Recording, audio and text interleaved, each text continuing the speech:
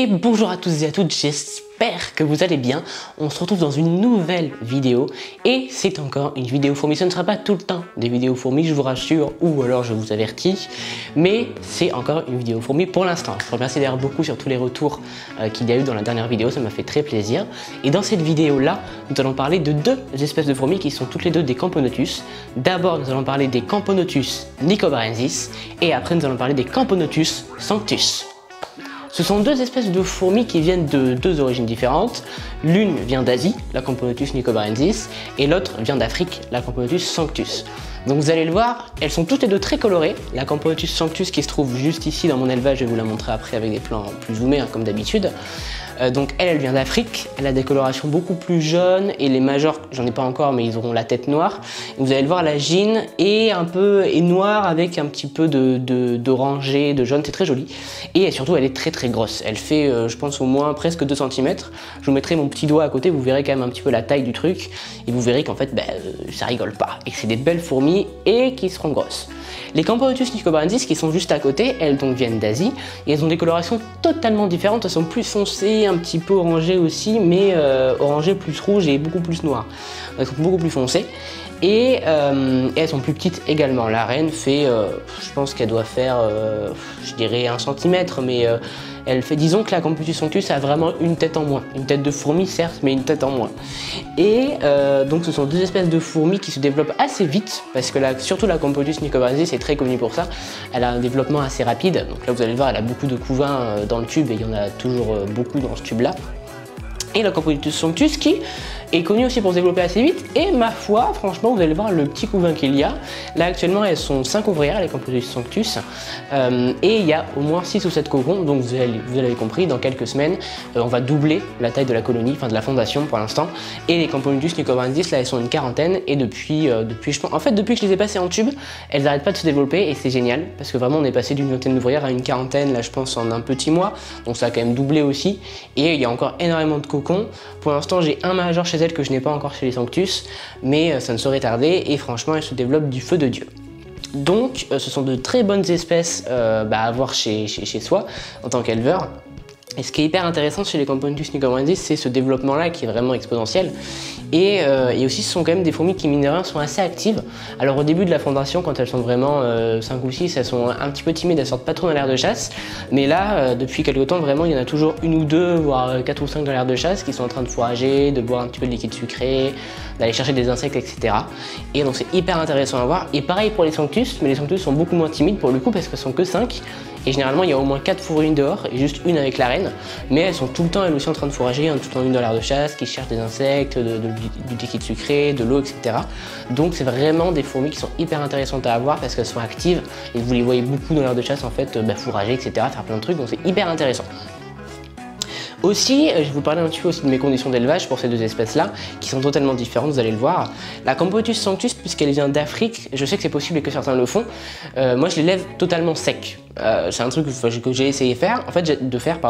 J'avais proposé un tube humide dans l'air de chasse et j'avais mis dans ce setup-là, qui est un setup par tube, un tube sec. Et elles se sont installées dans le sec.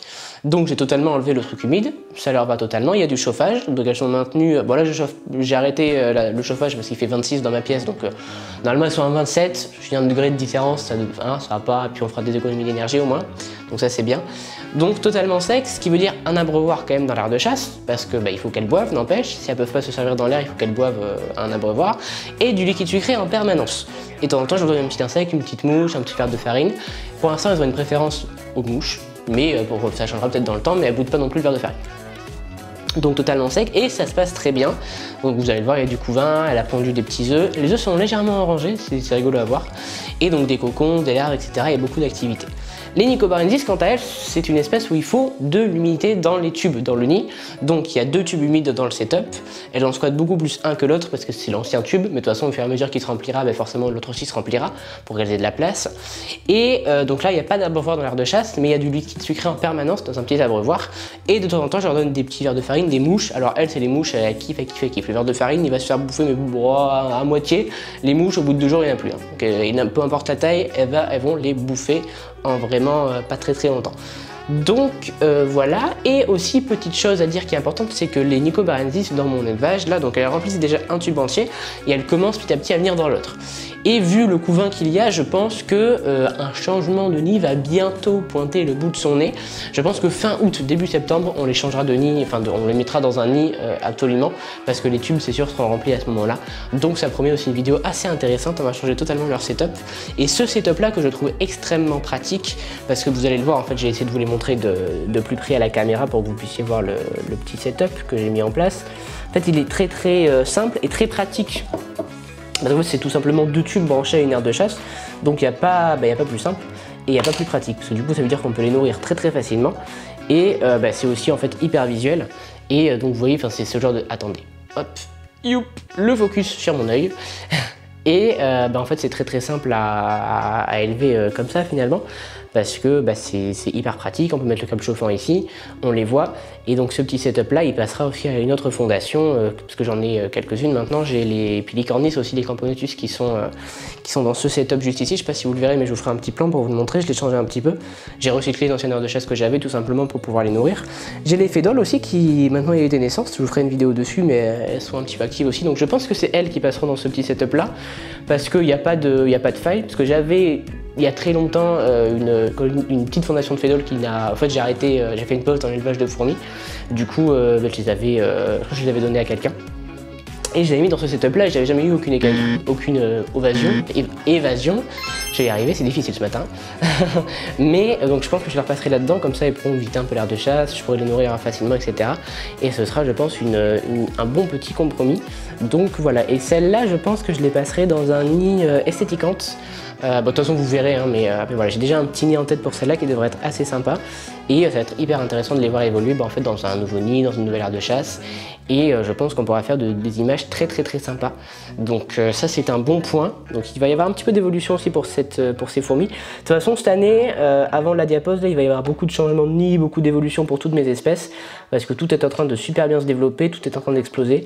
Donc franchement on va avoir de belles choses à voir, de belles choses à observer.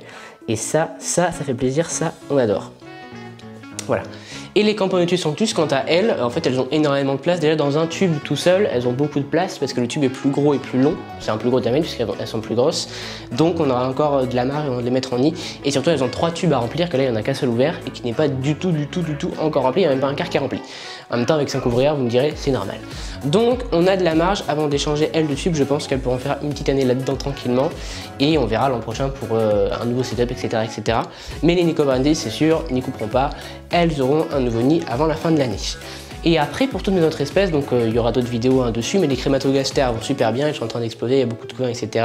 Les Fédoles, super. J'ai aussi recueilli une petite Lagius que j'ai trouvée juste chez moi. Et petite anecdote, en fait, je l'ai trouvée juste après avoir fini de regarder Rio avec ma maman. Et du coup, on a décidé de l'appeler Perla, pour la copine de Rio. Donc, on a une reine fourmi qui a un petit nom. Si d'ailleurs vous voulez trouver des noms pour les autres colonies, n'hésitez pas à mettre en commentaire, comme ça on pourrait se repérer un petit peu, il serait plus rigolo. Mais en tout cas, Perla, je vais vous faire quelques petits plans. Elle est très bien, c'est un petit tube. Là, je sais pas encore si elle a pondu, je l'ai pas dérangé à vrai dire depuis que je l'ai trouvé, ça fait 2-3 jours. Donc on va pouvoir voir ensemble si elle a pondu ou pas. Et comme ça, voilà, tout le monde va bien me l'aimer ce soir, à continuer à exploser tranquillement. Et moi, j'ai plein d'idées en tête pour de nouvelles fourmis, etc., pour de nouveaux setups. Donc la suite de cette chaîne pour les fourmis s'annonce très prometteuse. J'espère que vous continuez à aimer ces vidéos-là. N'hésitez pas à me le dire, à mettre un pouce bleu, un commentaire, à vous abonner, tout ça. Et moi sur ce, je vais vous dire à bientôt, parce que là j'ai fini un peu de faire le tour de ces 2 petites fourmis-là. Bientôt aussi on fera des vidéos de nourrissage, etc. pour vous montrer un petit peu comment ça se passe et de faire de belles images assez intéressantes parce que sont mine de rien assez agressives et c'est sympa à voir. Donc si ça vous a plu, vous savez quoi faire et moi je vous dis à très bientôt. Au revoir tout le monde.